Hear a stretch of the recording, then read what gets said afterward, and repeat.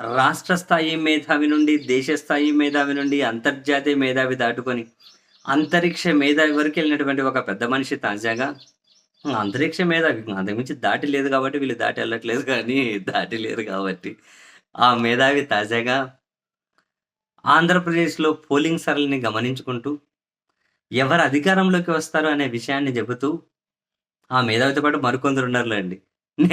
నెత్తి మీద పావలా పెడితే పావలాకు పనికిరారు. ఏదో మాట్లాడుతుంటారు. ఏం మాట్లాడతార్రా ఏం మాట్లాడతార్రయ్యా? కనీసం నాకు తెలిసి ఇందులో కొందరు ఈ ఎలక్షన్స్ అప్పుడు ఈ ఏపీలకు వచ్చి చూసినోళ్ళు గూడా లేరు. ఏదో మరి ఏం మాట్లాడతారో, ఆడొకరు, ఈడొకరు నలుగురుంటే ఫోన్‌లు చేసి అదే విషయం కరెక్ట్ అని చెప్పి అనుకుంటారేమో నాకర్థం గాదు.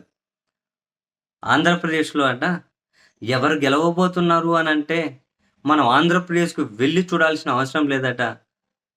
హైదరాబాద్ నుంచి ఆంధ్రప్రదేశ్‌కి తరలి వెళ్ళిన కార్ల సమూహాన్ని టోల్ గేట్ల దగ్గర జూస్తే, జగన్‌ను దించేస్తున్నారు అని చాలా స్పష్టమైన సంకేతాలు కనిపిస్తున్నాయి అన్నాడు. ఏంటి? ఇంకోసారి చెప్పండి. మళ్ళీ చెప్పండి. ఏంటి? హైదరాబాద్ నుంచి పోయే కార్లు, నేను గూడా హైదరాబాద్ నుంచి వచ్చాం. మరి మా కారు గూడా జగన్‌కి వ్యతిరేక ఓటేసేకే వచ్చేసిందా? మామూలుగా అంటున్నా. ఎవరికి ఓటేసాం కదా పక్కన పెడితే, వచ్చినోళ్ళందరూ అట్లే వచ్చాయా? అయినా లాజిక్ అది కాదు కదా! వచ్చిన కార్లన్నీ జగన్‌కి వ్యతిరేకంగా ఓటేసేకి వస్తే, జగన్ పిలిపించిందేంది ఎలక్షన్స్‌కి? పేదలకు, పెత్తందారులకు మధ్య యుద్ధం జరుగుతుంది అని. అంటే ఇప్పుడు ఆ అంతరిక్ష మేధావి చెప్పిన దాని ప్రకారం కార్లలో పోయినోళ్ళందరూ జగన్‌ని దించేయాలని చెప్పి ఓటేసేయకపోతే బస్సుల్లో, రైల్లో పోయినోళ్ళు మరి వాళ్ళు పేదల ప్రతినిధులు అనుకోవాలా? మరి వాళ్ళు జగన్‌కి అనుకూలంగా ఓటేసారా? కార్లలో పోయినోళ్ళు ఎక్కువ మందున్నారా? బస్సులు, ట్రైన్‌లలో పోయినోళ్ళు ఎక్కువ మందున్నారా? మరి ఆ లెక్కనది జగన్‌కి నెగెటివ్ ఎట్లయితది?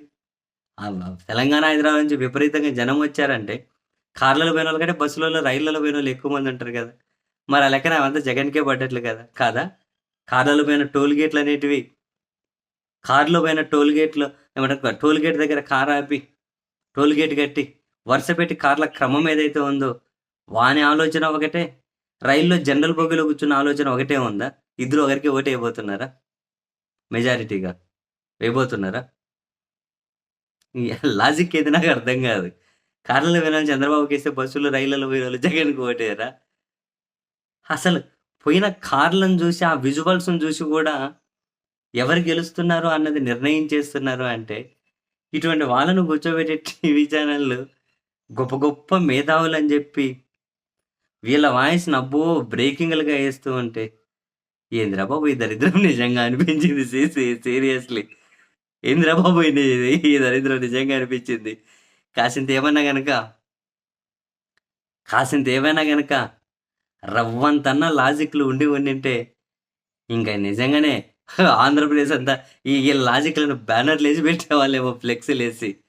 ఓరి మీ పైత్యం దగ ఓరి మీ పైత్యం. మీ పైత్యం తగలయ్యా! ఏం విశ్లేషణలు, ఏం కథలు. కాసింత ఏమంటారు? ఈ ఆంధ్రప్రదేశ్ సమాజం సిగ్గుపడకుండా అయినా కాసింత వ్యాలిడ్‌గానా చేయండిరా అయ్యా విశ్లేషణల పేరుతోటి. చెత్త చెదారం అంతా మాట్లాడుతూ పోతున్నారు.